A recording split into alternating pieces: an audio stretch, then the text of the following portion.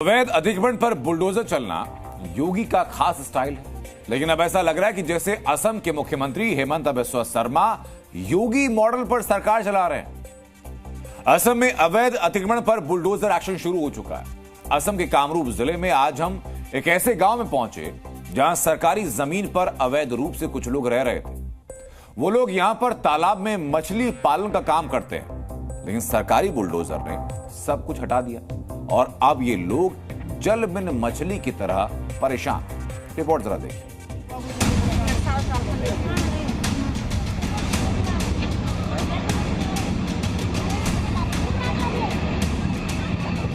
घास फूस की झोपड़ियां, टीन टप्पर, खेत तालाब, जो भी कुछ अवैध था बुलडोजर ने तहस नहस कर दिया। असम में बुलडोजर एक्शन शुरू हो चुका है। कामरूप के हाजो इलाके में बुलडोजर पहुंचा तो बच्चे खुश हुए, लेकिन बड़ों के होश फाख्ता हो गए। यहां के दक्षिण सिंगरा गांव में अवैध अतिक्रमण पर सरकारी एक्शन हुआ। खबर पाइছিলে सरकारी মানে কাৰ্যালয়ত এটা খবৰ পাইছিলে মণ্ডল গাঁও প্ৰধান আদিৰ পৰা যে ইয়াতে বিভিন্ন ধৰণৰ বেদখল হৈ আছে বুলি। তো তাৰ ওপৰত ভিত্তি কৰিয়ে গোটেইখিনি আজি এটা উচ্ছেদ অভিযান আৰম্ভ হৈছে ইয়াতে। इस बुलडोजर एक्शन में करीब 27 घरों को तोड़ा गया है। आरोप है कि कुछ बाहरी मुस्लिमों ने यहां पर सरकारी जमीनों पर अवैध कब्जा किया था, जिसे हटा दिया गया है। जी न्यूज की टीम उसी इलाके में पहुंची जहां पर यह एक्शन लिया गया था। शुक्रवार करीब 27 घरों को तोड़ दिया गया है सरकार की तरफ से।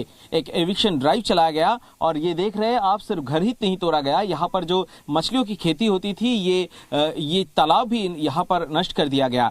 सरकार की तरफ से बताया जा रहा है कि ये जो लोग यहाँ पर रह रहे थे ये अवैध तरीके से रह रहे थे और एक जो सरकार की तरफ से जो बयान आ रहा था वो बताया जा रहा है कि सस्पिशियस माइग्रेंट्स के बारे में बताया जा रहा था।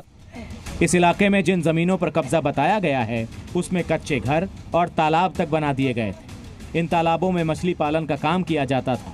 तालाबों को भी भरा गया है।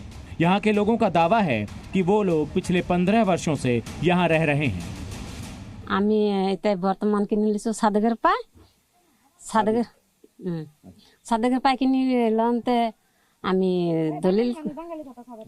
দলিল করিনছো দলিল করি ননতে এতে কইছে যে সরকারি মাটি যদি রাইজে লয় আমি আসু লগত। लोगों का कहना है कि उन्हें पता था कि जमीन सरकारी है, लेकिन फिर भी उन्होंने किसी व्यक्ति को कम पैसे देकर जमीन खरीद ली थी। लोग ये भी कह रहे हैं कि अगर उन्हें नोटिस मिला होता तो शायद वो अपना सामान निकाल लेते। प्रशासन का दावा है कि नोटिस दिया जा चुका था और लोगों का दावा है कि उन्हें घर तोड़ने के बाद नोटिस थमाया गया। नहीं हिंदू को भांगा নাই আমার মুসলিম গোটাই ভাঙছে। আমরা বাংলাদেশে কেমনে করে হবো? আমাকে বাবা ভোট দিছে ৬৬ সনে, মা ভোট দিছে, এগুলা কাগজপত্র সপক্ষে আছে। আমি 90 সনে ভোট দিছি এখানে। स्थानीय लोगों ने हमें अपने आधार कार्ड, पैन कार्ड और वोटर आईडी कार्ड तक दिखाए और अब आरोप ये लग रहे हैं कि मियां मुस्लिमों के अवैध घरों को ही टारगेट किया गया, जबकि इस इलाके में हिंदू परिवारों के अवैध मकानों को नहीं गिराया गया। ये कल्चर ठीक नहीं है। रूल ऑफ लॉ जो होना चाहिए, आइन का शासन जो होना चाहिए, ये नहीं हो रहा है। बुलडोजर क्या कल्चर है? अगर कोई गलती किया है तो एज पर लॉ उसको पनिशमेंट होगा ना, पनिशमेंट प्रिस्क्राइब किया है ना। असम की हिमंता सरकार पर मियां मुस्लिमों को टारगेट करने के आरोप लग रहे हैं। पिछले कुछ समय में हमने ये देखा है कि मियां मुस्लिमों को लेकर हिमंता के तेवर बदले बदले से हैं।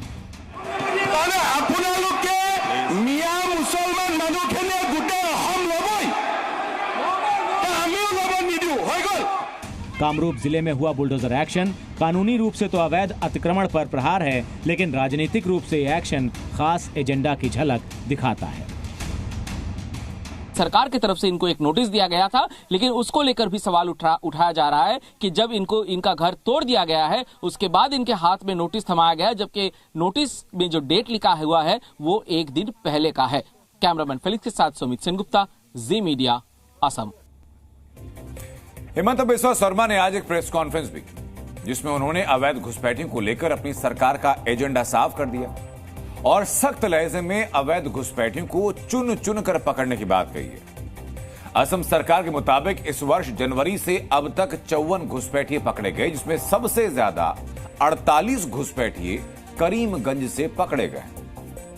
You never know because we don't have data. Whoever we have got, we have pushed back to them Bangladesh. Whomever we have intercepted, we have pushed back them by evening. Hemanta ने यह भी बताया कि असम के 4 मुस्लिम बहुल जिले ऐसे हैं जहां जनसंख्या से ज्यादा आधार कार्ड बने। इसमें मोरीगांव है, इसमें बारपेटा है, इसमें धुबरी है और नौगांव है। ये चारों वो जिले जहां 100% से ज्यादा आधार कार्ड बन गए, यानी जनसंख्या से ज्यादा तो आधार कार्ड है।